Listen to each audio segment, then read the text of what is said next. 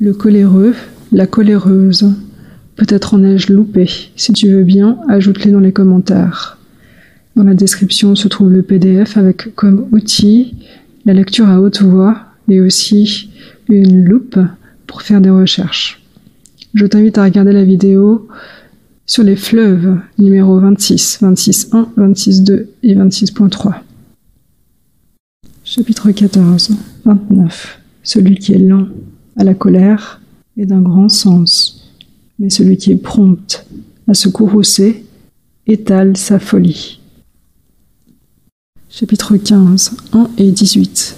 Une réponse douce apaise la fureur, mais la parole dure excite la colère.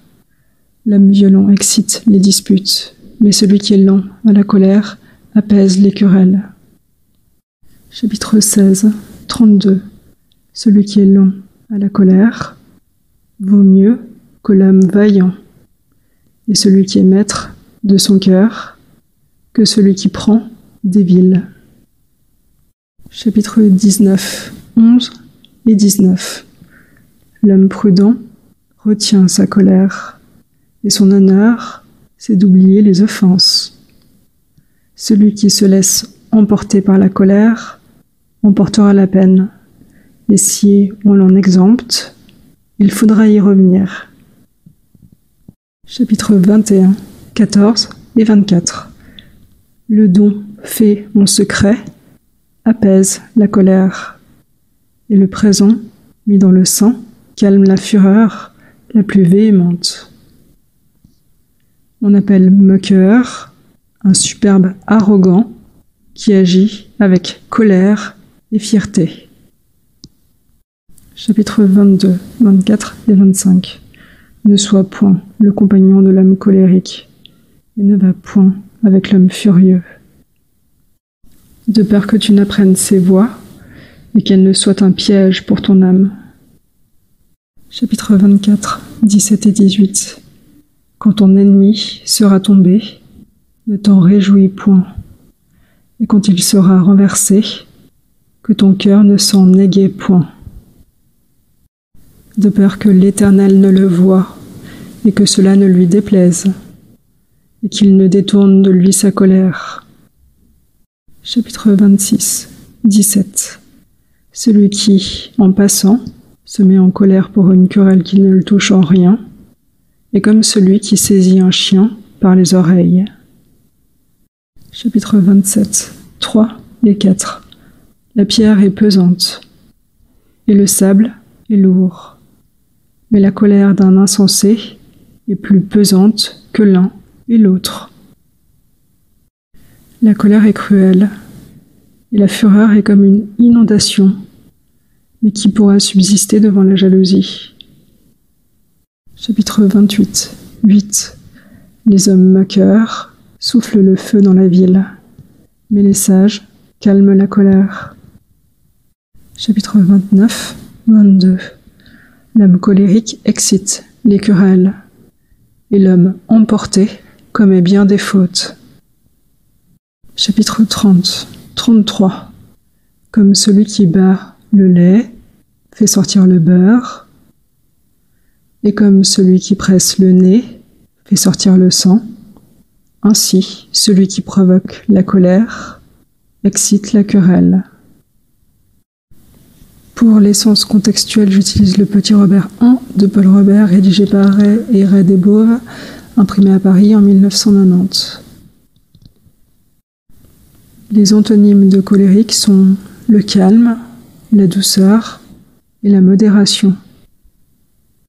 Colérique vient de colère. C'est utilisé à la fin du XIVe pour parler de la bile. La colère, c'est ce qui est visible, c'est ce qui se laisse voir et ou entendre. On dit décharger sa bile ou sortir de ses gonds. On parle aussi d'une colère invisible, comme Isaac Félix Suárez l'évoque. Une profonde colère, froide et secrète, le dévorait. Le coléreux, la coléreuse, qui est prompte à se mettre en colère. Alors, d'où peut venir cette colère ? Dans un sens vieilli, on parle de bile, on va dire sombre, ou d'humeur sombre, que l'on supposait venir de la rate, à laquelle on attribuait les accès de tristesse. La tristesse renvoie à mélancolie, spleen, hypocondrie ou encore atrabile. Revenons quelques instants dans les proverbes avec le mot amertume. L'amertume, c'est un sentiment durable de tristesse, mêlé de rancœur. C'est lié à une humiliation et ou une déception et ou une injustice. L'amertume renvoie au découragement, au dégoût, à la mélancolie. Alphonse Daudet, il pensait plein d'amertume, pourquoi est-il sur la terre? Les antonymes d'amertume sont la douceur, la joie et le plaisir. Proverbe, chapitre 14, ligne 10. Le cœur de chacun sent l'amertume de son âme, et un autre n'aura point de part à sa joie. Comme sens non contextuel à colère, on parle de la colère céleste, de la colère divine, du jour de la colère, mais aussi de la colère du vent et des flots.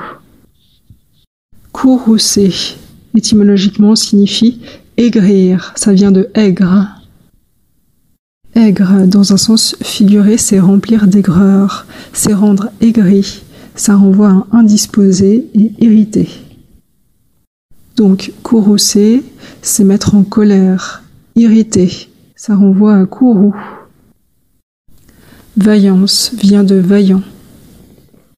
La vaillance, la valeur guerrière, la bravoure. Il est vaillant, elle est vaillante. C'est être brave. Brave, étymologiquement, ça signifie courageux, orgueilleux, noble, beau, excellent, etc. Brave, c'est être courageux au combat devant un soi-disant ennemi. Ça renvoie à vaillant. On peut dire c'est un brave. Ça renvoie à un soi-disant héros. Des offenses, étymologiquement, ce sont des blessures ou des dommages. Une offense, c'est une parole ou une action qui offense, qui blesse quelqu'un dans son honneur, dans sa dignité. L'offense renvoie à affront, injure, insulte, outrage. Exempt, étymologiquement, c'est tirer hors d'eux ou affranchir. Si on prend le contexte de la phrase, exempt, donc si tu l'en dispenses ou si tu l'en libères, il faudra y revenir. Donc arrogant, Proverbe chapitre 8, ligne 13. La crainte de l'Éternel, c'est la haine du mal. Il hait l'orgueil et l'arrogance, la voix du mal et la bouche perverse. Arrogant, c'est une insolence méprisante ou agressive. Ça renvoie à fatuité, fierté, hauteur, insolence, présomption, suffisance et superbe. La fatuité, c'est pour parler de sottise. La fierté vient de fier, la hauteur de haut. L'insolence, dans un sens courant, c'est manquer de respect. De la présomption, ça renvoie à de la prétention ou de la suffisance. De la suffisance, ça renvoie à de l'orgueil, entre autres. Et de la superbe, c'est étymologiquement l'orgueil.